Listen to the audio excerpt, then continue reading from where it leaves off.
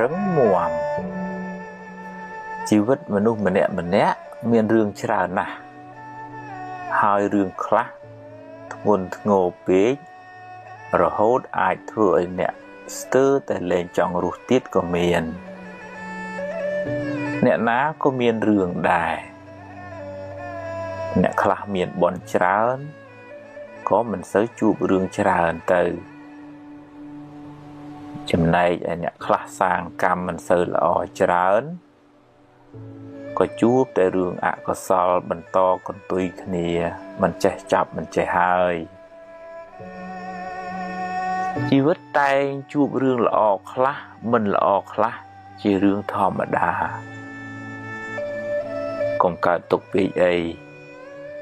បើជួបរឿងល្អទទួលយកទៅតែកុំជួបពេកអីហើយបើជួបរឿងមិនល្អប្រឹងដោះស្រាយទៅបើដោះបានប៉ុណ្ណាក៏យកប៉ុណ្ណឹងទៅកុំមួម៉ៅក្តៅក្រហាយអីយើងគ្មានសមត្ថភាពទូលផែនដីម្នាក់ឯងបានទេត្រូវចេះរៀនសម្រាលទុកចេញពីខ្លួនឯងខ្លះទៅកុំបណ្ដែតបណ្ដោយឲ្យរឿងរ៉ាវជិះជាន់អ្នកខ្លាំងពេករឿងមិនល្អជាផលនៃបាបចាស់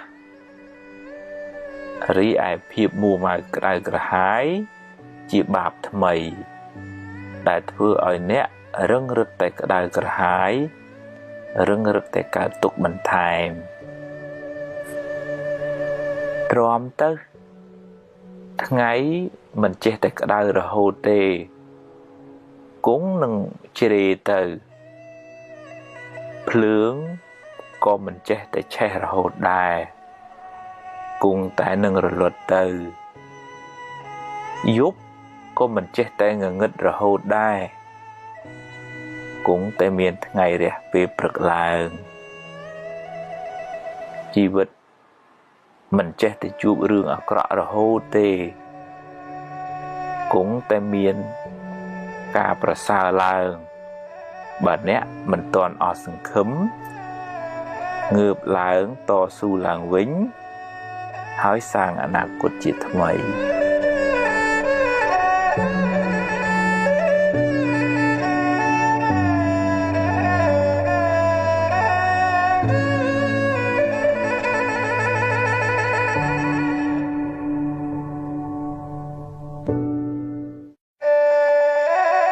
ជាបារោគចំណែន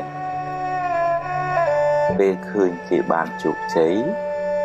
ទម្លាប់អបអរសាទរគេទៅកុំចំណែនអីចំណែនទៅគ្មានបានអីមកយើងផងបានតែក្តៅក្រហាយចិត្តឥតប្រយោជន៍ហើយបើគេដឹងគេស្អប់ទៀតគេប្រឹងគេចេះគេមានបុណ្យទើបគេបានបើយើងអត់យើងប្រឹងទៅមិនមែនត្រឹមតែត្រេកអរទេតែទម្លាប់ទៅនិយាយលើកទឹកចិត្តពេលគេធ្វើបានល្អចិត្តអ្នកក៏ត្រជាក់បុណ្យក៏បានមិត្តភាពក៏ល្អតែបើគេបានដោយទុច្ចរិតយើងគួរសង្វេគអាណិតថាគេបានសាងបាបកម្មថ្ងៃណាមួយគេនឹងទទួលផលកម្មនោះវិញមិនខានយើងមិនត្រេកអរជាមួយគេទេហើយក៏គ្មានអីត្រូវចំណែនដែរតែគួរអាណិតវិញ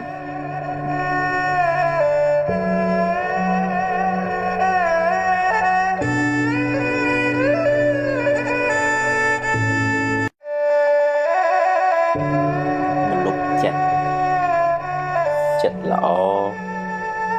ចិត្តត្រជាក់ចិត្តទន់ភ្លន់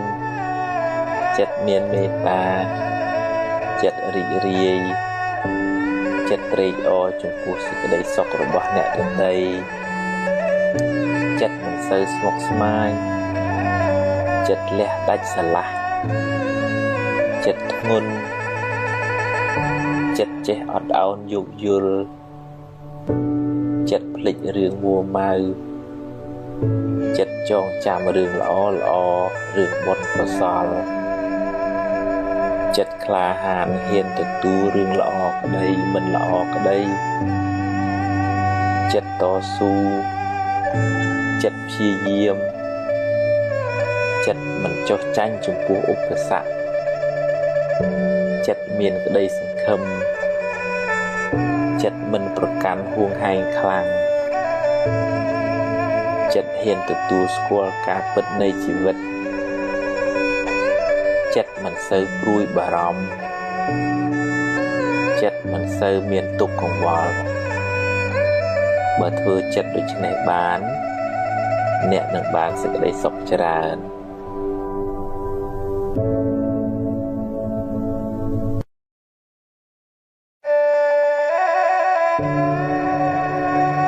វិបត្តិផ្លូវចិត្តជាសាមញ្ញជន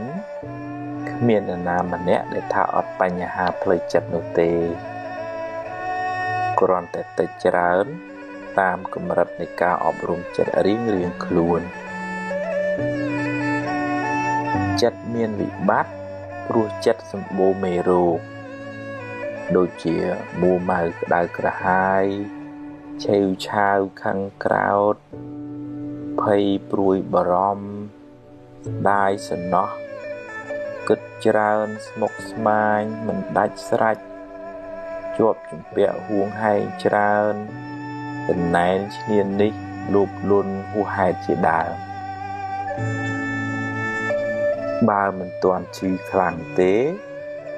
ត្រូវចាប់ផ្ដើមព្យាបាលបណ្ដើរទៅរៀនកាត់បន្ថយរៀនលះបន្តិចម្ដងដោយស្មារតីដាស់តឿនខ្លួនឯងរឿយគ្មានព្រះអង្គព្រះអិនណាមកជួយយើងបានទេតែបើធ្ងន់ធ្ងរហើយត្រូវមានពេលសម្រាកពីការងារខ្លះដើម្បីលំហែកាយលំហែចិត្តឲ្យបានស្រួលគេងឲ្យបានគ្រប់គ្រាន់នៅក្បែរមនុស្សល្អស្ដាប់រឿងល្អមើលសៀវភៅអប់រំចិត្តជួបជាមួយគ្រូពេទ្យចិត្តសាស្ត្រពិសាថ្នាំតាមវិជ្ជបញ្ជាស្ដាប់ឱវាទពីព្រះសង្ឃហើយរៀនបន្ធូរបន្ថយភាពតានតឹងរៀនព្រមតាមរឿងដែលកើតឡើងរៀនសម្រួលអារម្មណ៍អ្វីមិនចេះតែបានដូចចិត្តគ្រប់រឿងទេរៀនភ្លេចរឿងដែលហួសទៅហើយរៀនញញឹមរុះរាយរៀនផ្ដល់សេចក្តីស្រឡាញ់ឲ្យខ្លួនឯងនិងអ្នកដទៃជុំវិញខ្លួនរៀនលើកលែងទោសរៀនធ្វើចិត្តឲ្យស្ងប់ឲ្យនឹងនររៀនធ្វើសមាធិជាយាមតាមដានចិត្តអ្នកជានិច្ចកាលបើវាវិលវល់ស្មុគស្មាញក៏ឲ្យវាស្មុគទៅចុះតែយើងមានតួនាទីមួយគឺមើលវាតាមដានវាហើយទាញវាត្រឡប់មកវិញទាញវាបានញយកុំបណ្ដោយឲ្យចិត្តជិះជាន់អ្នកឡើយអ្នកត្រូវរៀនធ្វើជាម្ចាស់ចិត្តវិញឈឺយូរហើយដាក់ថ្នាំមួយគ្រាប់មិនជាទេត្រូវព្យាយាមដោយការជឿជាក់ក្នុងចិត្តថាយើងអាចព្យាបាលចិត្តយើងបានការងារសំខាន់ជាងគេក្នុងជីវិតយើងម្នាក់គឺការរក្សាចិត្តឲ្យបានល្អបើមិនដូច្នោះទេអ្នកនឹងរស់រងទុក្ខដល់ថ្ងៃស្លាប់មិនខាន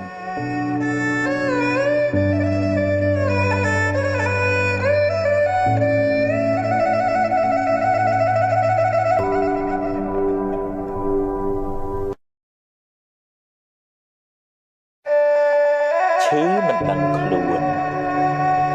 ឆេវឆាវច្រើនអន់ចិត្តច្រើនស្មុគស្មាញច្រើនគិតច្រើនពិបាកចិត្តច្រើនយូរទៅคล้ายជាជំងឺផ្លូវចិត្តដោយមិនដឹងខ្លួនរហូតដល់ថ្នាក់បញ្ជាចិត្តលែងបានជីវិតអ្នកនឹងវិលវល់រកសុខមិនឃើញឡើយរាងកាយប្រែคล้ายទៅជាស្ពឹកស្រពន់មិនចង់ធ្វើអីចិត្តមិនលុះលាញរុញរាមិនស្ទុះស្ទាពេលខ្លះទៅជាភ័យខ្លាចគ្រប់រឿងណាមិនគួរភ័យក៏ភ័យដែរថាមិនចង់គិតទេតែចិត្តចេះតែគិតហើយគិតចេញតែរឿងខុសប្រហែលជាដល់ពេលដែលអ្នកត្រូវសម្រាកពីការងារខ្លះបន្ថយសម្ពាធខ្លះមានពេលលំហែខួរក្បាលហើយរៀនផ្ដល់សេចក្តីស្រឡាញ់ឲ្យខ្លួនឯងរឿយថាសូមឲ្យខ្ញុំបានសុខរួចផុតពីទុក្ខសូមឲ្យខ្ញុំបានសុខរួចផុតពីទុក្ខនឹកដល់ពាក្យនេះឲ្យបានរឿយហើយទម្លាប់ហៅចិត្តឲ្យមកនៅក្នុងផ្ទះគឺរូបកាយអ្នកវិញកុំឲ្យវាដើរអនាថាច្រើនពេកទម្លាប់តាមដានវាបើវាទៅណាយើងតាមមើលវាហើយបើវាគិតរឿងខុសទម្លាប់ទាញវាមកវិញមកគិតរឿងបច្ចុប្បន្នរឿងល្អរឿងនាំឲ្យចិត្តសប្បាយហើយកុំសូវនឹករឿងក្តៅក្រហាយពេកកុំស្ដាយក្រោយអីរៀនភ្លេចទៅរឿងណាហួសហើយឲ្យវាហួសទៅចោះហើយរឿងណាមិនទាន់មកដល់ទេក៏កុំព្រួយពេកអីជួបរឿងណាដោះរឿងនឹងទៅកុំបង្កើតរឿងសពនិមិត្តមកបន្លាចចិត្តខ្លួនឯងអីហើយបើមានពេលរៀនធ្វើសមាធិខ្លះផងវាជារឿងលំបាកវឹកហាត់ចិត្តនេះណាស់តែអ្នកត្រូវតែព្យាយាមបន្តិចម្ដងគ្មានអ្នកណាជួយអ្នកក្រៅពីអ្នកជួយខ្លួនឯងឡើយ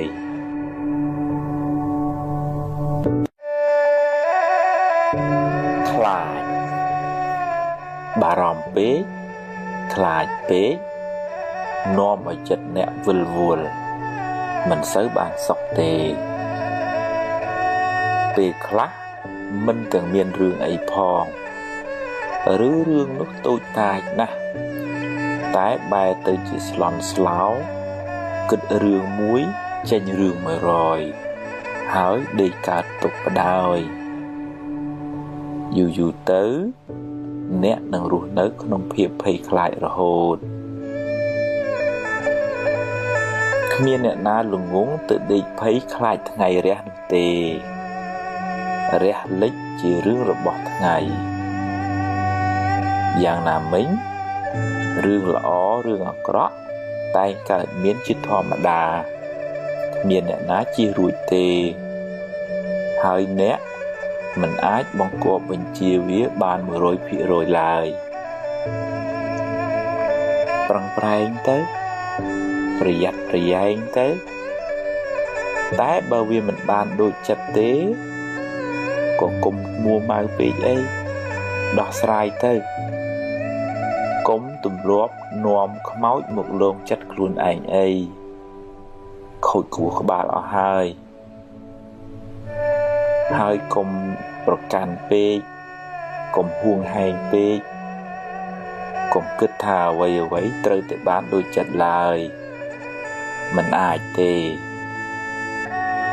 ចង់កាន់តែខ្លាំងទុកក៏ខ្លាំងដែរហើយកុំទម្លាប់បង្កើតរឿងសពនិមិត្តមកបន្លាចចិត្តខ្លួនឯងឡើយ រឿងនោះមិនទាន់មានទេប្រាប់ចិត្តកុំឲ្យល្ងងដូច្នេះទៀតរៀនតាំងចិត្តឲ្យស្វាហាប់ឲ្យរឹងមាំប្រឹងបំពេញភារកិច្ចណាដែលអ្នកត្រូវធ្វើពេលនេះឲ្យអស់ពីសមត្ថភាពរឿងថ្ងៃស្អែកចាំស្អែកចាំគិតទៀត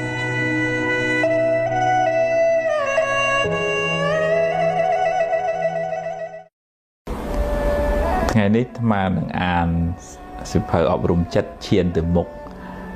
មានអត្ថបទជាច្រើនអត្ថបទទី1និយាយពីអតីតកាល2ប្រភេទបើជារឿងល្អរឿងបុណ្យកុសលអ្នកអាចរំលឹកវាឡើងវិញដើម្បីឲ្យចិត្តបានជ្រះថ្លាម្ដងទៀតតែបើជារឿងមិនល្អអ្នកអាចយកវាជាមូលដ្ឋាននៃការប្រុងប្រយ័ត្នលើកក្រោយហើយអនុញ្ញាតឲ្យវាកន្លងហួសទៅកុំស្ដាយអីរំលឹកវាញឹកទៅនាំតែក្តៅក្រហាយចិត្តអញ្ចឹងរឿងពីអតីតឬក៏ក្នុងធម៌លោកហៅអារម្មណ៍ពីអតីតហ្នឹងបើវាជារឿងបុណ្យកុសលធ្វើទានថ្វាយគុំម៉ែថ្វាយគុំឪបានជួយសង្គ្រោះអ្នកនេះអ្នកនោះអាហ្នឹងយើងរំលឹករំលើកនៅក្នុងធម៌លោកហៅថាអបរាបរៈចេតនាមានន័យថាចេតនាសប្បាយចិត្តនឹងបុណ្យដែលធ្វើកន្លងផុតទៅហើយឧទាហរណ៍ទៅធ្លាប់ធ្វើផ្លូវធ្លាប់ធ្វើស្ពានធ្លាប់ដាក់បាតលោកអីចឹងទៅសប្បាយចិត្តកាលនោះសប្បាយចិត្តមែនអាហ្នឹងចិត្តហ្នឹងវាស្រស់វារីករាយម្ដងទៀតហើយបានបុណ្យម្ដងទៀតហ្នឹងប៉ុន្តែបើផ្ទុយទៅវិញណាបើឧទាហរណ៍ទៅអ្នកនេះនិយាយដើមអ្នកនេះធ្វើអីមិនត្រូវចិត្តចឹងយើងរំលឹករំលកទៅវាក្តៅក្រហាយអាហ្នឹងតើតែយើងបញ្ញាប់ដូរចិត្តដូរអារម្មណ៍ហើយគិតថាវាជារឿងផលបាបចាស់ទៅចុះឲ្យវាហួសទៅនឹងអត្ថបទទី1និយាយពីអតីតកាល2ប្រភេទអត្ថបទមួយទៀតនេះនិយាយពីនៅសល់ថាបើអ្នកបាត់បង់អ្វីស្ទើរអស់ពីខ្លួនយ៉ាងហោចណាស់អ្នកនៅសល់ជីវិតនៅមានថ្ងៃនេះនិងថ្ងៃស្អែកសម្រាប់រស់បន្តថ្ងៃបានលិចបាត់ទៅហើយអតីតកាលបានកន្លងហួសទៅហើយអនុញ្ញាតឲ្យវាទៅចុះព្រោះបើមិនព្រមក៏វាបាត់ទៅហើយរៀនទទួលស្គាល់ការពិតរួចធ្វើដំណើរទៅមុខទៀតបើថាយើងបាត់បង់ទ្រព្យបាត់បង់ញាតិជាទីស្រឡាញ់ភរិយាស្វាមីអីចឹងចាស់យ៉ាងហើយគឺយើងនៅមានជីវិតដែរបើនិយាយដោយចំពោះដោយនៅក្នុងធម៌ទៅអតីតកាលហួសហើយរលត់បាត់ហើយអត់មានទេហើយអនាគតកាលក៏អត់មានដែរអ្វីដែលមានហ្នឹងគឺបច្ចុប្បន្នហ្នឹងទេហើយអាបច្ចុប្បន្នហ្នឹងក៏មិនទៀងទៅទៀតវារលត់ទៅហើយប៉ុន្តែបើយើងវល់អង្គុយស្ដាយកើតទុកមិនសុខចិត្តអាហ្នឹងយើងអោបកសោបរឿងមិនល្អនៅក្នុងចិត្តដូចអោបភ្លើងអញ្ចឹងណាទោះជាបាត់អីក៏យើងនៅសល់ជីវិតបើយើងតាំងចិត្តថាចាប់ផ្ដើមសារជាថ្មីកុំខ្មាស់កុំអៀនអ្នកណាថាអីថាជីវិតខ្ញុំផឹងអាហ្នឹងយើងទៅមុខបានឆ្ងាយយើងស្រាលខ្លួនតលរៀនទូស្គាល់ថាពិតថាជីវិតហ្នឹងអញ្ចឹងខ្ញុំជួបរឿងខ្ញុំគេជួបរឿងគេហើយมันអាចដូចគ្នាទេជីវិតហ្នឹងថ្ងៃហ្នឹងអាត្មាអានសៀវភៅឈានទៅមុខបន្តសៀវភៅអប់រំចិត្តដល់អត្ថបទមួយនិយាយពីមេរៀនបើអ្នកសម្រេចចិត្តខុសចាត់ទុកថាជាបទពិសោធន៍ជាមេរៀនសម្រាប់ថ្ងៃក្រោយ គ្មានអ្នកណាមិនធ្លាប់ខុសទេក្មេងធ្លាប់ដួលរាប់សិបដងតម្រាំចេះដើររឿងមិនល្អធ្វើឲ្យអ្នកឈឺចាប់តែវាជួយអ្នកឲ្យមើលបញ្ហាបានច្បាស់ជាងមុនស្គាល់មនុស្សប្រកបជាងមុនអានឹងវាធម្មតាអ្នកណាក៏ធ្លាប់ខុសដែរប្រៀបដូចថាក្មេងជិះកង់ដួលអញ្ចឹងដួលឲ្យងើបរហូតវាចេះជិះមែនតែនអញ្ចឹងតែអង្គលីមៀធ្លាប់ធ្វើអំពើខុសឆ្គងធ្ងន់ធ្ងរមែនតែនប៉ុន្តែលោកបានទទួលឱវាទពីពុទ្ធហើយកែប្រែកំហុសបានក្លាយទៅជាព្រះអរហន្តអញ្ចឹងយើងរកស៊ីខាតយើងជួបមនុស្សមិនល្អគេបោកប្រាស់អីចឹងទៅអានឹងជីវិតហ្នឹងវាអញ្ចឹងវាមានពេលខ្លះបាបឲ្យផលជួបរឿងមិនល្អអញ្ចឹងតើតែយើងចាត់ទុកថាហ្នឹងជាមេរៀនជីវិតហើយធ្វើឲ្យយើងប្រយ័ត្នប្រយែងថ្ងៃក្រោយមុននឹងជឿពិចារណាឲ្យច្បាស់ហើយមានបញ្ហាកុំឲ្យសម្រេចចិត្តលឿនពេកទាំងកំហឹងអានឹងនាំឲ្យមានកំហុសមានវិបដិសារៈអត្ថបទមួយទៀតនិយាយពីបាបចាស់តាមច្បាប់កម្មផលយើងម្នាក់សុទ្ធតែធ្លាប់សាងបាបកម្មខ្លះពីអតីតជាតិមកពេលបាបចាស់ឲ្យផលក៏ជួបរឿងមិនល្អជួបបញ្ហាទោះខំរត់ទៅណាក៏រត់មិនរួចសូម្បីប្រពុតក៏មានបាបតាមឲ្យផលដែររឿងមិនល្អជាផលនៃបាបចាស់រីឯភាពមួម៉ៅក្តៅក្រហាយជាបាបថ្មីដែលធ្វើឲ្យរឿងកាន់តែអាក្រក់ឡើងហ្នឹងបើយើងនិយាយពីច្បាប់កម្មផលយើងវាសុទ្ធតែធ្លាប់ធ្វើបាបខ្លះធ្វើបុណ្យខ្លះពេលខ្លះ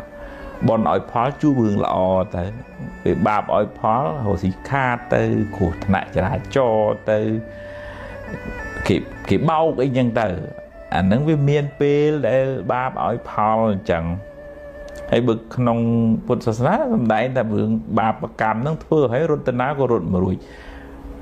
ទៅកដាលសមុទ្រទៅលើអាកាសទៅកោចូលក្នុងរូងភ្នំក៏បាបហ្នឹងតាមឲ្យផលតលតែបានសូម្បីតែពុទ្ធក៏ដោយអញ្ចឹងយើងកំណត់ដឹងអញ្ចឹងទៅថាហ្នឹងហ่ะយើងមានបាបកម្មចាស់ខ្លះអញ្ចឹង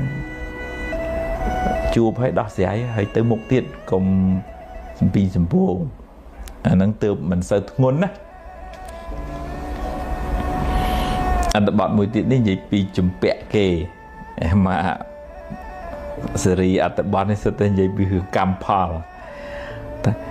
ជំពាក់កម្មគេដល់ពេលត្រូវសងគេវិញដំណើរក្នុងវដ្តសង្សារនេះមិនដឹងថាអ្នកធ្លាប់ជំពាក់កម្មពីអ្នកណាខ្លះដល់ពេលវេលាសមគួរអ្នកត្រូវទូទាត់កម្មឲ្យគេវិញ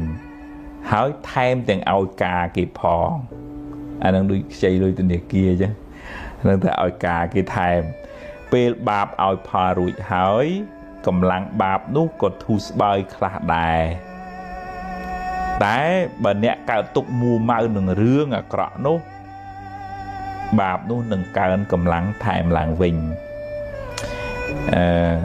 ក្នុងអត្ថបទហ្នឹងចង់និយាយពីបើថាបាបកម្មយើងធ្លាប់លួចគេម្ដងយើងធ្លាប់សម្លាប់ប៉ះពាល់ជីវិតគេម្ដងដល់ពេលផលមកវិញដូចយើងយកដូងទៅដាំអញ្ចឹងមិនមែនបានមកផ្លែមកវិញទេបានច្រើនធ្លាយច្រើនផ្លែអានឹងដូចក្នុងរឿងពុទ្ធសាសនានិយាយពីលោកតាម្នាក់យកជាមទៅអាកដើម្បីយកសាច់មកទទួលភ្ញៀវគាត់ណោះហើយជាមនឹងសើចលួតឆាត់កឆេងហើយស្រាប់ប្រសក់ទឹកភ្នែកហើយតានឹងសួរថាម៉េចបានម្ដងសើចម្ដងយំជាមនឹងឆ្លើយថាខ្ញុំសើចពីព្រោះខ្ញុំរួចផុតពីកំណើតសត្វដេរិឆានរួចផុតពីកម្មហ្នឹងហើយខ្ញុំត្រូវគេសម្លាប់4 rồi cài sập buồn đo ngay chiết nâng chỉ chiết tì pram rồi vậy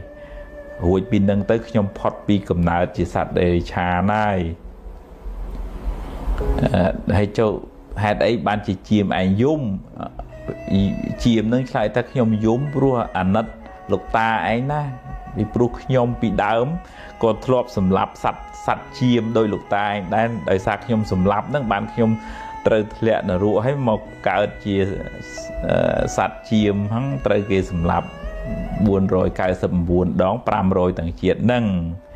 chẳng ta nâng cột nhẹ mà đầy chẳng khi mà tham phép gọi chẳng tiền để lọp màu vinh tha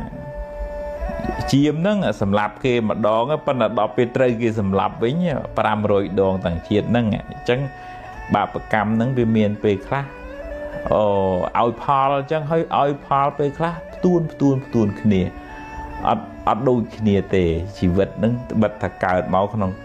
tây mà từ mũi bên tây Việt Nam chỉ vật đường rải mình đôi kia chẳng dương từ tu squat thì chỉ vật nâng chẳng hãy cầm nọt đăng ta về miền hai chẳng bạn về chùa đường chẳng hãy dương xóm bon xóm của sao chỉ tì pưng từក្នុងលោកខាងមុខទៅក្នុងពេលខាងមុខទៅមិនចាំបាច់ថាជាតិក្រោយទេធ្វើល្អបច្ចុប្បន្នក៏បានផលបច្ចុប្បន្នដែរយើងកុំឲ្យដេកកើតទុកចំពោះរឿងមិនល្អដែលកើតឡើងនឹងពីព្រោះដេកកើតទុកទៅវាធ្វើឲ្យបាបហ្នឹងកើនកម្លាំងឡើងវិញទេមិនបាបនឹងថយទេអាត្មានឹងអានសភៅអប់រំចិត្តឈានទៅមុខបន្តទៀតនេះដល់អត្ថបទមួយទៀតនិយាយពីមិនមែនទ្របអ្នកបើជាទ្របអ្នកមិនងាយបាត់បង់ទៅណាទេតែបើមានបាបកម្មពីមុនមកទ្របនៅនឹងមុខក៏យកមិនបានឬក៏ត្រូវបាត់បង់ទៅវិញបើអ្នកប្រឹងថែអស់ពីសមត្ថភាពហើយវានៅតែបាត់បង់មានន័យថាវាដល់ពេលត្រូវទៅហើយវាមិនមែនជារបស់អ្នកទេស្លឹកឈើពេលវាទុំវាត្រូវតែជ្រុះ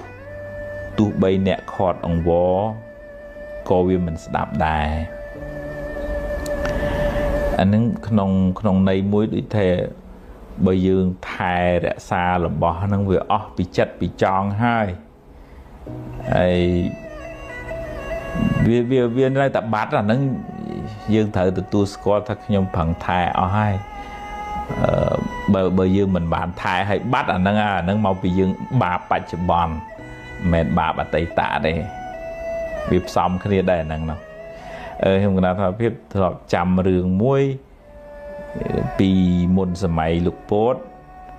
ញោមហ្នឹងគាត់នឹកថាគាត់ចេញពីភ្នំពេញគាត់អត់យករបស់របរអីច្រើនទេពលពតគេដេញឲ្យចេញពីភ្នំពេញគាត់គិតទៅពីលក់របស់លក់របរយកលុយពីព្រោះលុយវាស្រាលយករបស់អីវាធ្ងន់អញ្ចឹងគាត់ដាក់លុយទាំងកបោបទាំងបេយកទៅតាមខ្លួនគាត់ពេលចេញពីភ្នំពេញពលពតគេប្រកាសថាគេឈប់ចាយលុយហើយគាត់ណាដឹងថាគេឈប់ចាយលុយប៉ុណ្ណឹងគាត់ខូចសតិទៅមុខលេងរួចដូចថាសរសៃប្រសាទហ្មងរហូតដល់ថ្នាក់ក្រុមគ្រួសារត្រូវបោះបង់គាត់ចោលពីព្រោះយកទៅអត់កើតអាហ្នឹងដូចថាវាដល់ពេលទ្របនៅនឹងមុខស្រាប់តែវាខ្សែខ្លាយទៅជារបស់អស់តម្លៃលីងហ្មងអាហ្នឹងដល់ពេលបើនិយាយក្នុងកម្មមានន័យថាបុណ្យដែលយើងត្រូវសោយផលទ្របនឹងអស់ដល់អញ្ចឹងទ្របនឹងទៅជារបស់អត់បានការនៅសម័យពុទ្ធកាលក៏មានដែរបើគាត់សំទ្របមាសពេជ្រទៅស្រាប់តែចុងក្រោយរបស់នឹងបែរទៅคล้ายទៅជាធ្យូងទៅវិញតែនេះអត្ថបទមួយទៀតពិចារណាមិនបានល្អអាចថាអ្នកមិនបានពិចារណាឲ្យបានល្អិតល្អន់មិនបានសួរគេឯងឲ្យបានច្បាស់លាស់ចំណេះដឹងមិនគ្រប់គ្រាន់ធ្វើឲ្យគេបោកអ្នកបានឬត្រូវខាតបង់ទៅ ថ្ងៃក្រោយត្រូវចាំទុករៀនគិតគូរឲ្យបានល្អិតល្អន់មុននឹងសម្រេចចិត្តណាហើយចុះបើវាខុសទៅហើយឲ្យវារួចទៅចុះចាប់ផ្ដើមសារជាថ្មីអានេះគំនិតក្មេងខ្ចីពេលខ្លះយើងភ្លាត់ស្នៀតយើងឆាប់ជឿគេយើងមើលឃើញគេអាហ្នឹងយើងអូបានដែរដាក់ពុបឡងចង់ទៅអាហ្នឹងវាជាការធ្វើប្រហែសក្នុងបច្ចុប្បន្នក្នុងធម៌លោកហៅថាបយោគវិបត្តិមានន័យថាសកម្មភាពបច្ចុប្បន្នហ្នឹងអត់ល្អការធ្វើប្រហែសបញ្ញាស្មារតីមិនគ្រប់គ្រាន់មិនបានខ្សែគប់កល្យាណមិត្តឲ្យបានត្រឹមត្រូវសម្រេចចិត្តខុសអាហ្នឹងវាត្រូវតែទទួលស្គាល់ថាវាខុសហើយខ្ញុំកណាត់ថាភាពធ្លាប់ជួបបងអូនខ្លះដែលបើកអាជីវកម្មហើយដូចថាវាឡងចុងគាត់យកលុយឪពុកម្ដាយច្រើនណា$40,000អញ្ចឹងទៅគាត់បើកទៅយើងអត់មានប័ណ្ណពិសោធន៍យើងអត់ស្គាល់ទីផ្សារយើងអត់មានទំនាក់ទំនងជាមួយអតិថិជនត្រឹមត្រូវដួលខូចចិត្តហើយនៅអោបកសោបអានឹងទុកអាលុយក៏ខាតអាចិត្តក៏ខូចចុងក្រោយកើតជំងឺសែងផ្សាតទៀតអានឹងគ្រោះថ្នាក់វាត្រូវតែប្រឡែងនឹងឯងម្ដាយឪពុកនឹងគ្មានយកទោសយកបៃកូនអីទេប៉ុន្តែកូននឹងអោបកំហុសនឹងមិនព្រមប្រឡែងបើមិនព្រមប្រឡែងក៏វាត្រូវតែខាតហើយ$40,000ហ្នឹងអស់ហើយមានបានអីមកវិញកើតទុកប៉ុណ្ណាក៏វាអស់ដែរថ្ងៃហ្នឹងមកភាពនឹងអានសភៅឈានទៅមុខសភៅអប់រំចិត្តបន្តទៀតបងនេះអត្ថបទមួយនិយាយពីពិចារណាមិនបានល្អអាចថាអ្នកមិនបានពិចារណាឲ្យបានល្អិតល្អន់មិនបានសួរគេឯងឲ្យបានច្បាស់លាស់ចំណេះដឹងមិនគ្រប់គ្រាន់ធ្វើឲ្យគេបោកអ្នកបានឬត្រូវខាតបង់ទៅថ្ងៃក្រោយត្រូវចាំទុករៀនគិតគូរឲ្យបានល្អិតល្អន់មុននឹងសម្រេចចិត្ត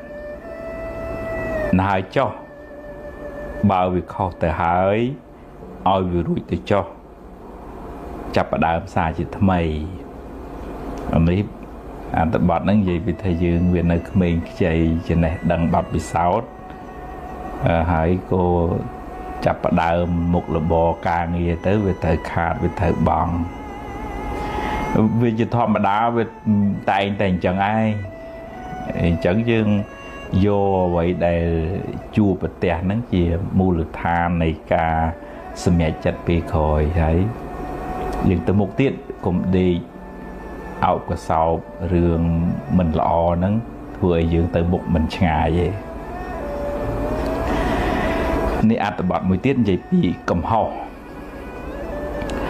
កំហឹងធ្វើឲ្យអ្នកសម្រេចចិត្តខុសនិយាយជ្រុលជ្រោះនាំឲ្យខូចខាតប្រយោជន៍ជាពុទ្ធជនតែងខុសខ្លះជាធម្មតាបើខុសហើយត្រូវចេះទទួលកំហុសរួចកែខ្លួនឡើងវិញកុំដេកស្ដាយអីងើបឡើងរួចបន្តទៅមុខទៀតអ្នកចេះកែប្រែកំហុសព្រះពុទ្ធចាត់ទុកថាជាបណ្ឌិតជាពុទ្ធជននោះវាមានពេលខ្លះខឹងទុបបានក៏និយាយសម្ដីជ្រុលជ្រោះមិនថាតែញោមនៅគ្រប់គ្រងផ្ទះតែអ្នកបួសហ្នឹងក៏ពេលខ្លះក៏នៅមិនអាចរក្សាចិត្តនឹងបានអញ្ចឹងខុសសុំទោសគេទៅខ្ញុំកណាវាជ្រុលជ្រោះមកពេលហើយអញ្ចឹងសុំខមាទោសសុំអភ័យទោសហើយតើកាលណាយើងចេះទទួលកំហុសជាទូទៅដូចថាភាគីម្ខាងទៀតគេស្រាលពីកំហឹងហ្នឹងហើយដែលវាក្តៅវាឆេះខ្លាំងនៅពេលដែលយើងខុសហើយយើងកែយើងកិច្ចកែនិយាយយកត្រូវអានឹងដូចចាក់សាំងចូលភ្លើងអញ្ចឹងក្តៅ ហើយតលហៅកន្លែងចប់អញ្ចឹងទើបអាចធ្វើដំណើរទៅមុខទៀតបើអញ្ចឹងនៅវល់ខឹងគុំស្អប់គ្នានឹងឯងអញ្ចឹងវាខុសសុំទោសឲ្យខ្ញុំវាជ្រុលខ្ញុំទទួលកំហុសនឹងការឆ្គាំឆ្គងរបស់ខ្ញុំមែនអាហ្នឹងហើយយើងកែប្រែខ្លួនទៅអាហ្នឹងបានយើងទៅមុខបានឆ្ងាយកុំដេកអោបកំហុសហ្នឹងនេះអត្ថបទមួយទៀតនិយាយពីស្រមោលអតីតកាលគ្រាន់តែជាស្រមោលរីឯវិបដិសារៈជាបិសាចតាមលងបន្លាចអ្នកតាមពិតអតីតកាលបានរលត់បាត់ទៅហើយកុំក្រឡេកមើលវាញឹកញាប់ពេកបើមានពេលខ្លះវាមកលងអ្នកត្រូវកំណត់ដឹងថាវាជាបិសាចទេវាមិនមែនជាមិត្តអ្នកទេហើយផ្លាស់ចិត្តដូរអារម្មណ៍មកគិតរឿងផ្សេងធ្វើរឿងថ្មីជជែករឿងថ្មីលទ្ធផលក៏បានថ្មីដែរនៅក្នុងធម៌ដូចជាមួយនឹងការអប់រំទូទៅដែរខណៈចិត្តដែលរលត់ទៅគឺបាត់ហើយជាចិត្តក្នុងអតីតលែងមានទៀតហើយប៉ុន្តែការក្តៅក្រហាយកុកកញ្ចក់ក្នុងភាសាអភិធម្មភាសាយើងប្រើរាល់ថ្ងៃហើយវិបដិសារៈឬក៏វិបដិសារីដែលយើងធ្លាប់ដឹងមកអានឹងវាមកតាមអុចយើងឲ្យក្តៅហើយអ្នកដែលមិនបានធ្វើទុកក្នុងចិត្តត្រូវទំនងគិតទៅពីក្តៅក្រហាយតែពិតរឿងហ្នឹងវាហួសហើយតាបើវាមកម្លងម្ដងកំណត់ដឹងថាអូកុកកញ្ចក់ហ្នឹងវាបដិសារៈហ្នឹងវាជាខ្មោចទេមិនមែនជាមិត្តដែលយើងត្រូវដេកអោបទេអញ្ចឹងតើដូរអារម្មណ៍មកគិតរឿងថ្មីនិយាយរឿងថ្មីធ្វើរឿងថ្មីលទ្ធផលក៏បានថ្មីដែរនេះអត្ថបទមួយទៀតនិយាយពីទោសនៃសង្សារវដ្តអវិជ្ជាធ្វើឲ្យមនុស្សសត្វវិលវល់ក្នុងវដ្តសង្សារនឹងនាំឲ្យធ្វើអំពើខុសឆ្គងដោយកាយវាចាចិត្តបើត្រូវដាក់កំហុសត្រូវដាក់ទោសលើវដ្តសង្សារដែលធ្វើឲ្យសត្វលោកវង្វេងចូលខំប្រឹងសន្សំបុណ្យកុសលដើម្បីជាយានឲ្យបានរួចផុតពីទុក្ខក្នុងសង្សារវដ្តអានឹងក្នុងធម៌ជ្រៅទៅតែអ្នកដែលគ្រប់គ្រងសង្សារវដ្តនេះអវិជ្ជានឹងវាជាមេនៃសេចក្តីទុក្ខគ្រប់បែបយ៉ាងហើយវាពវល់យើងឲ្យជេរឲ្យលួចឲ្យឆក់ឲ្យប្លន់អីទាំងអស់ហ្នឹងហើយទោសហ្នឹងគឺទោសអវិជ្ជាដែលជាអ្នក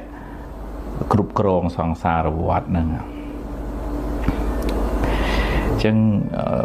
ព្យាយាមសំបុណ្យសំបញ្ញាដើម្បីជាស្ពានជាស្បៀងធ្វើដំណើរចេញឲ្យផុតពីសង្សារវដ្តហ្នឹងកុំខឹងកុំស្អប់កុំគុំអ្នកណាអីយើងទាំងអស់គ្នានឹងសិតតែ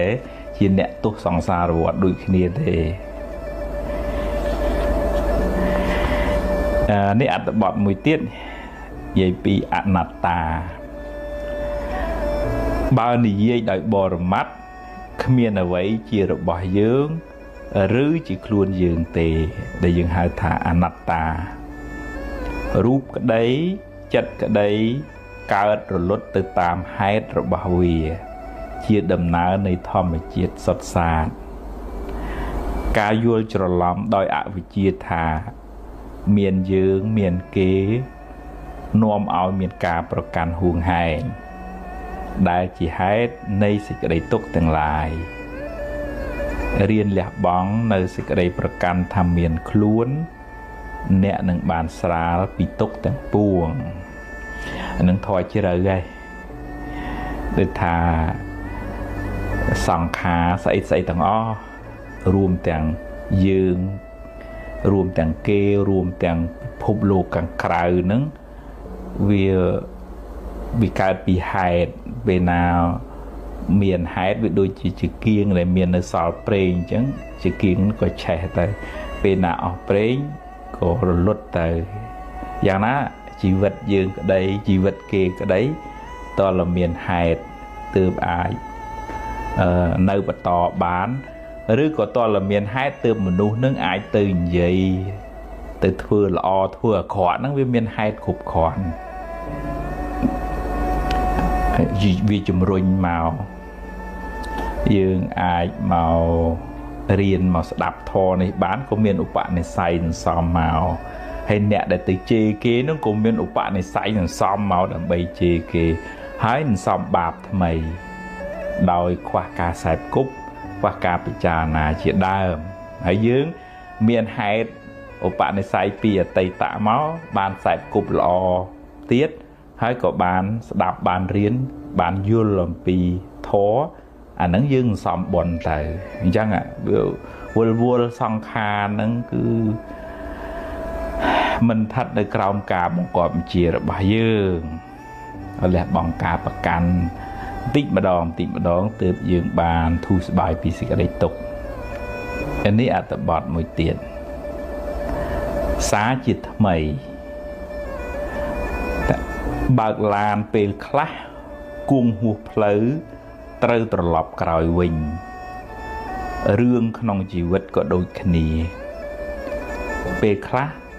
nẹt sầm rạch chặt khô nôm ở khôi khát rồi giàu bậc khô cùng chạm bạch cả tục du pe ấy chập đám xa chỉ thầm ấy ta bật thầy dư bình tịch mèn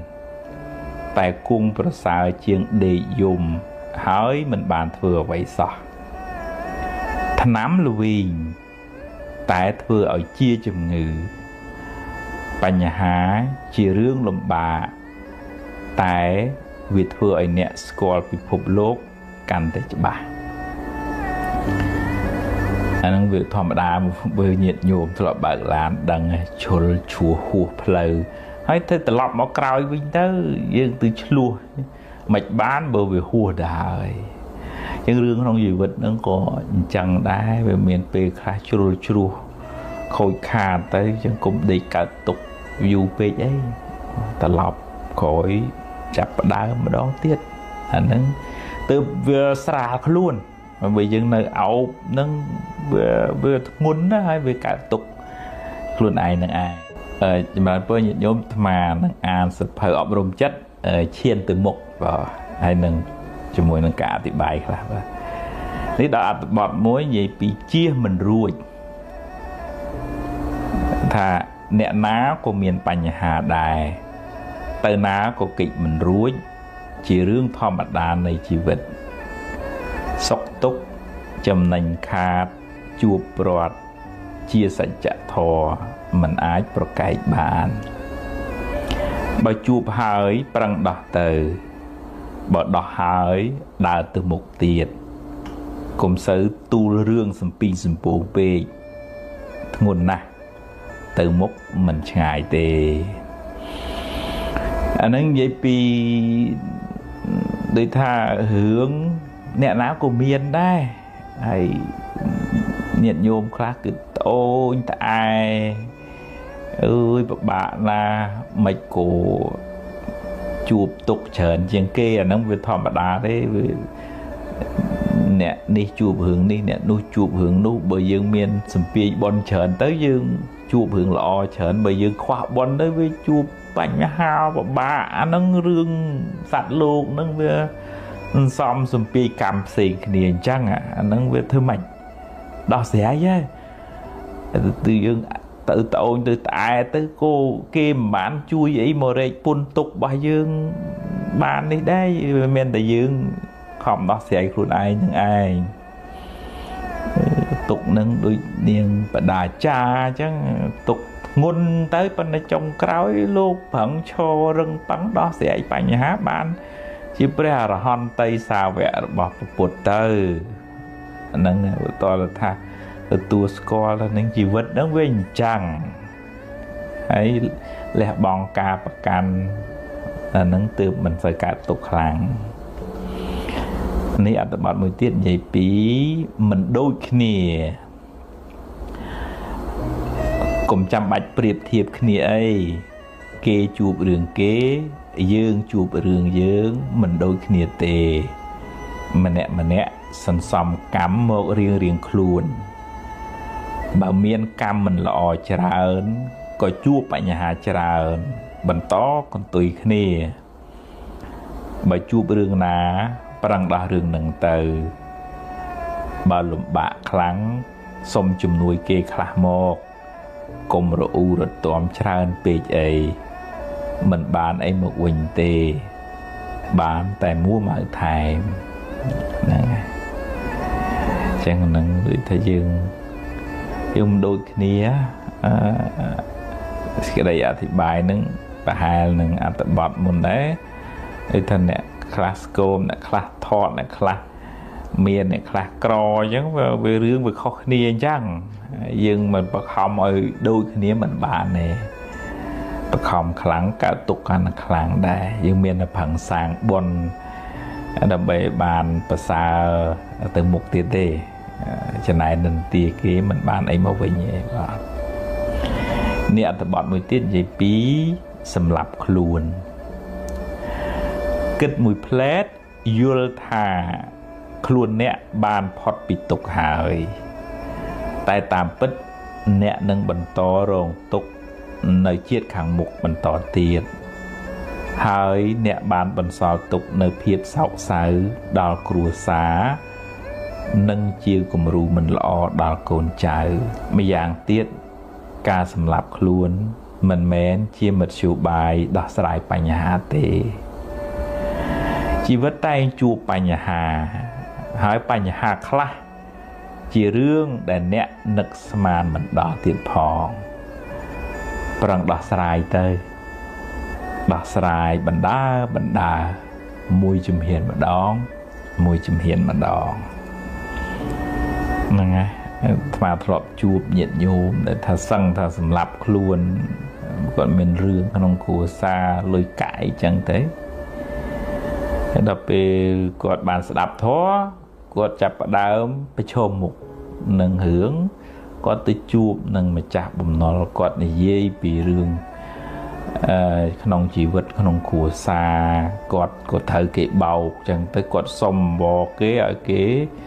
ជួយទុកពេលឲ្យគាត់ដល់គេយល់ជាទុកពេលដោះបំណុលនឹងរហូតបានរួចរាល់ទៅអាហ្នឹងដូចថាគាត់អាចរកផ្លូវបានផុតពីសេចក្តីទុក្ខក្នុងផ្លូវចិត្តហ្នឹងរួចជីវិតមកឲ្យបានធម៌ហ្នឹងជួយសង្គ្រោះនេះអត្ថបទមួយទៀតហេតុផលបើអ្នកដាំដូងអ្នកនឹងបានផ្លែដូងបើមានហេតុគ្រប់គ្រាន់ផលនឹងកើតឡើងមិនអាចហាមឃាត់បានទេរឿងរ៉ាវទាំងឡាយសុទ្ធតែមានហេតុទើបកើតឡើងបាបកម្មចាស់នាំឲ្យអ្នកជួបរឿងមិនល្អរត់ទៅណាក៏គេចមិនរួចសូមគុំប្រឆាំងនឹងផលអីព្រោះគ្នាកើតតាមហេតុតែត្រូវរកវិធីដោះស្រាយវិញពេលយើងធ្វើអាក្រក់យើងគិតថាអូអញបានសុកហើយអញលួចគេបានអីប៉ុន្តែពេលកម្លាំងកម្មវារត់រម្ចាស់វិញនឹងតលបានហ្នឹងឯងដល់ពេលចុងក្រោយយើងត្រូវតែទទួលនឹងឯងផលនៃកម្មហ្នឹងនោះអញ្ចឹងយើងរកវិធីដោះស្រាយពីព្រោះរឿងហ្នឹងវាជាផលនៃអ្វីដែលយើងបានសាងឯងវាអត់មានប្រអិនអ្នកដាក់ទោសទណ្ឌឲ្យយើងអញ្ចឹងឯងអត់ទេគឺកម្មយើងជាអ្នករុញផលហ្នឹងឲ្យកើតឡើងអញ្ចឹងយ៉ាងអាហ្នឹងយើងត្រូវតែទទួលកម្មយើងនេះអត្ថបទមួយទៀតនិយាយពីថ្ងៃរះថ្ងៃលិចថ្ងៃរះថ្ងៃលិចជាដំណើរនៃធម្មជាតិមិនអាចហាមឃាត់បានទេយ៉ាងណាមិញជីវិតតែជួបរឿងល្អខ្លះ mình lọ khla chỉ rương thòm đá cái miền này na chỉ rụi lại bởi chụp rương lọ chặt tục thà chỉ phò bồn bởi chụp rương mình lọ chặt tục thà chỉ phò bạp tới cho hỡi trơ tại hiền bơi chôm pru bà kịch tới na có kịch mình phọt đài hai bà nẹ mùa màu tràn nẹ cả tục có tràn đài anh ngày rồi hay ngày lịch với thòm đá miền này nào tôi vừa có cái gì bạn không chỉ vấn nâng chắc về miền Lai về miền Châu chắc à công cho bạch tại dưới bây tập pre của bọn chụp đấy về kla đạch một vài cùng về kla nè sọc chê dạng tay anh đang chỉ đường tầm ná đây chỉ vật phò bồn phò bà chẳng anh đang như công cả tục nâng rương pê về to là tu đăng đòi phải nhá ta bồn miến có chụp rương lọ bồn bà ỏi pháo có chụp rương mình lọ hay chụp hay tay mục tí tư nâng tư mình sư xung pin xung pôm sư cả tục làng nên ăn tập bọt mới tiết cái đấy sân khầm mê liếng cuồng ràng vinh chỉ vất mình che tại chụp rương cọ rồi hồ tề rương lọ ai nâng cả láng nở bề bẩn tọp bẩn nét bẩn to đầm nào từ mốc đòi đây sừng khầm xôm com rẽ xa rương cọ nở nong khu của bà nét dù bề tục ọc cá ao rương lọ lọ khả phong rương mình lọ ban rồi lột từ hai riêng chặt đàm xa chỉ mấy sừng khâm thả vầy vấy nâng bán lọ pra xa nơi ngày khẳng mục anh ấy còn là chỉ cả lực thực chất đấy thà vừa liếng cung tờ ràng vinh vừa giúp vừa cung tờ miền ngày ràng làng vinh chẳng không gì vứt nó vừa mình chơi tạ cọ là hốt đo ngày sạp với chi viên tiền bạ chất cả tục cho mũi nâng hướng để cả làng hơi nơi ta mùa màu nâng rương đó nó việc và bộ máu nó lừa cả ba là hố tới hành ngọt bàn sọc kề chẳng tôi đi theo bò sầm mềm trên bị khu cả ba ở sả lạc lá tục ở cá nó việc đo lạc không còn ở khu cả ba nó bị sật sầm mềm tới với họ cả lạnh lọ khơi nhé chẳng vì miền pe ba oi phò hỏi bò rõm mình lọ nó chênh tới hay chọn chặt chọn cùng nít một nông rương bòn rừng có so rừng lọ tới nực cùn bọt nạ trái thừa tiền đạ bát chun lôi mai lôi khla vài cung quạt tới vài cung pre tới nứng nứng ban bon thmei hay bon thmei ai chui vừa ai miền phò chỉ vật nứng có thmei có lọ tạm cầm lặng bon đầy dương hiền hú hơi tây tạ ca lọ cái đấy mình lọ cái đấy bàn còn lóng hú từ hơi tu bay nè đai bần ná có tiếng một mình bàn đài nửa nhát ở vía prai pruol tam tâm ná này thòm hay chiết rồi bảo vía rương lọ chỉ phò này cầm lọ để nè bàn sang rương mình lọ chỉ phò này có sao là cầm để nè bàn pro bị mồn mọc chỉ vật bỏ mình nè pro từ tam cầm lăng cầm để luôn bàn thứ bị ở tây tạ phong cầm không bị phải chịu bòn phong nè mình ai rụt kích bị phò này cầm bàn lại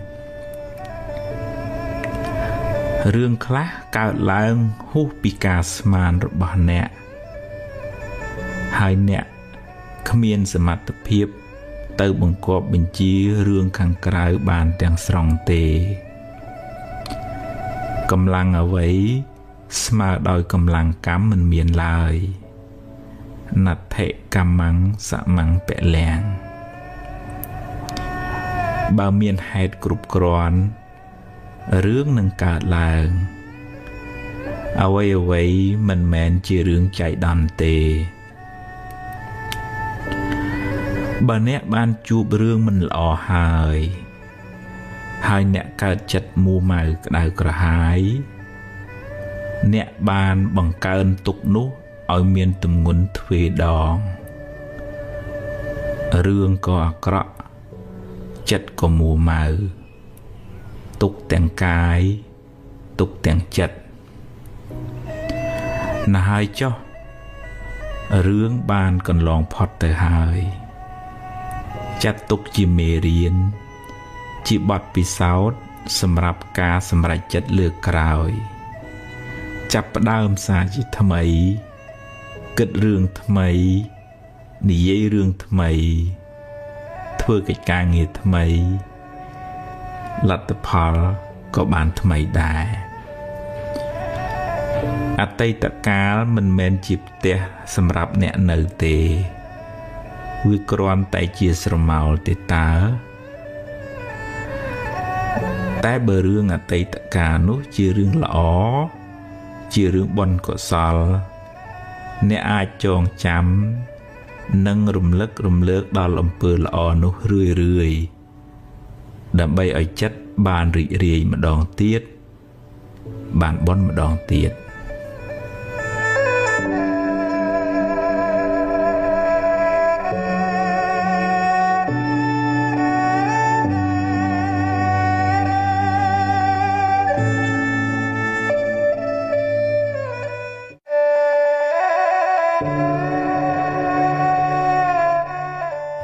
បាបចាស់បុណ្យថ្មី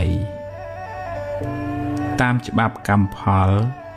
យើងម្នាក់សុទ្ធតែធ្លាប់បានសាងបាបកម្មខ្លះពីអតីតជាតិមកកាលណាដល់ពេលដែលសមគួរបាបចាស់នឹងឲ្យផលអ្នកក៏ជួបរឿងមិនល្អជួបប្រទះនៅបញ្ហាឬមុខរបរត្រូវខាតបង់ទៅកម្មប្រៀបបានដូចជាស្រមោលអន្ទូលតាមប្រាណតែងជាប់តាមបុគ្គលអ្នកប្រព្រឹត្តនោះទៅក្នុងជាតិកំណើតតទៅទោះបីខំរត់ទៅណាក៏មិនអាចរត់ផុតពីកម្លាំងកម្មដែរសូម្បីតែព្រះពុទ្ធក៏មានបាបតាមឲ្យផលដែរអ្នកធ្លាប់បៀតបៀនជីវិតគេពីអតីតជាតិមកកើតមកក្នុងជាតិនេះក៏សម្បូរជំងឺហើយអាយុមិនវែងទេ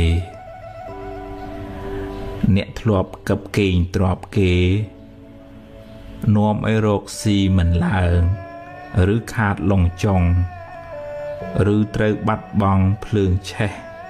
ទឹកលិចទៅចំណែកអ្នកដែលចូលចិត្តច្រណែននិន្ទាអ្នកដទៃ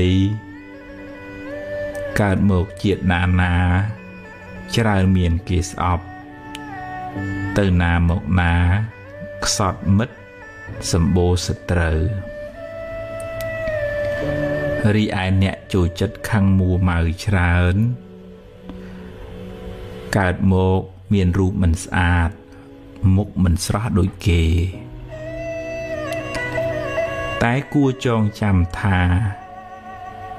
រឿងមិនល្អជាផលនៃបាបចាស់រីឯភាពមួម៉ៅក្តៅក្រហាយជាបាបថ្មីដែលធ្វើឲ្យរឿងកាន់តែអាក្រក់ឡើងផលកម្មចាស់គ្មានអ្នកណារត់គេចបានទេតែអ្នកអាចសាងកម្មថ្មីកម្មល្អដែលនាំឲ្យជីវិតបានប្រសើរឡើងវិញជោគវាសនាជីវិតអ្នកមិនពឹងផ្អែកទាំងស្រុងទៅលើកម្មចាស់ទេតែកម្មថ្មីកម្មបច្ចុប្បន្នមានឥទ្ធិពលខ្លាំងលើខ្សែជីវិតអ្នកបើអ្នកជួបរឿងមិនល្អ จัดตุกทาจิพอลในกรรมจ่าติจอคำปรังดอกสลายหายเบิดดอกหายเงือบล้างดาวตมุกเตียดโสมกุมสปีพอลกรรมจ่านุตามคลูนอยู่เปยทงนนะบ่าวเอาพอลมาดองหายเอาเวียกันลองพอเตอร์บ่เนะมัวมาหนึ่งเวียหนึ่งอุตสาหมรกเนะวิ่งมันขาน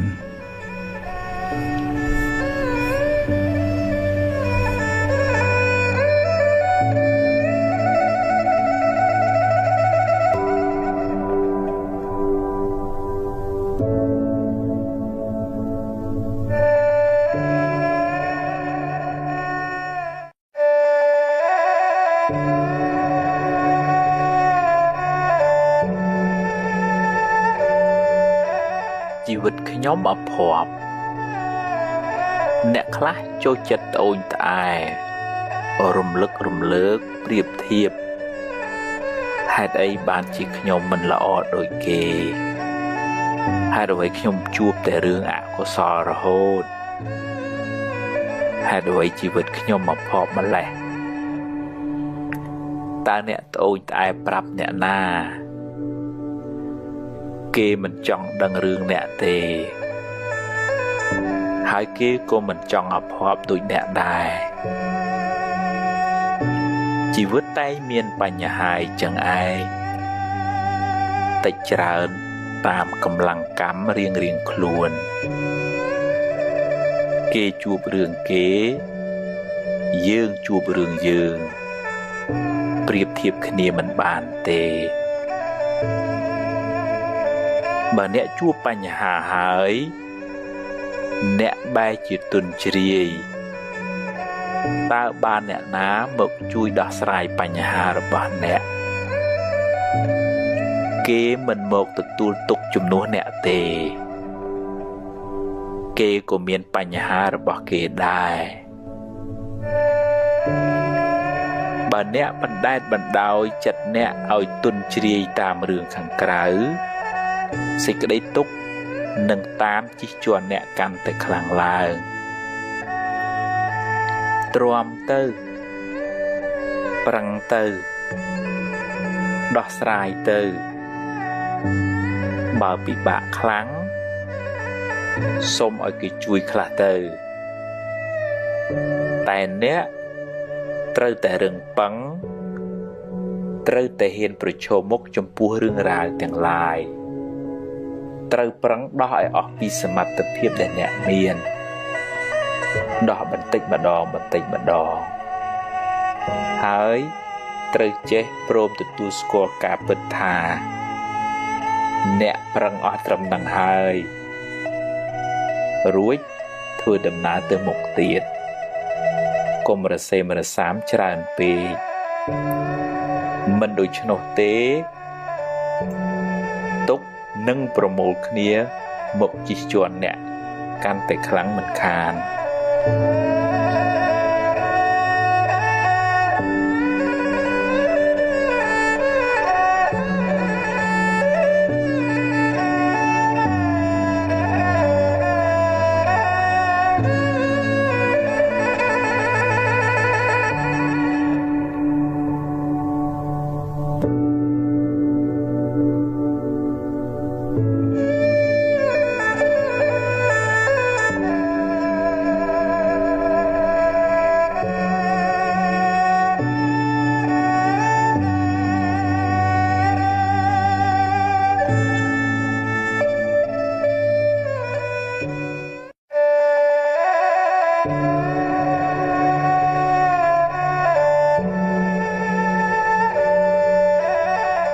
ចាប់ផ្ដើមសារជាថ្មី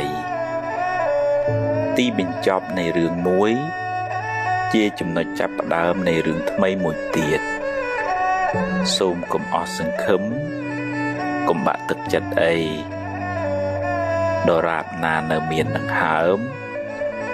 អ្វីក៏អាចចាប់ផ្ដើមសារជាថ្មីបានដែរអតីតកាលបានកន្លងផុតទៅហើយ បើស្ដាយក្រោយក៏កែអ្វីមិនបានដែរកុំខ្មាស់កុំអៀនអីហ៊ានទទួលស្គាល់ការពិតរួចបន្តដំណើរទៅមុខទៀតទឹកភ្នែកថ្ងៃនេះបានលាងកែវភ្នែកអ្នកឲ្យបានស្អាតអ្នកអាចឃើញធម្មជាតិបានច្បាស់ជាងមុនអ្នកស្គាល់មនុស្សច្បាស់ជាងមុនអ្នកមានបទពិសោធន៍ច្រើនជាងមុនជីវិតតែមានបញ្ហាអីចឹងឯងជៀសមិនរួចទេប្រឹងដោះទៅដោះហើយធ្វើដំណើរទៅមុខទៀតកុំរសេមរសាមច្រើនពេក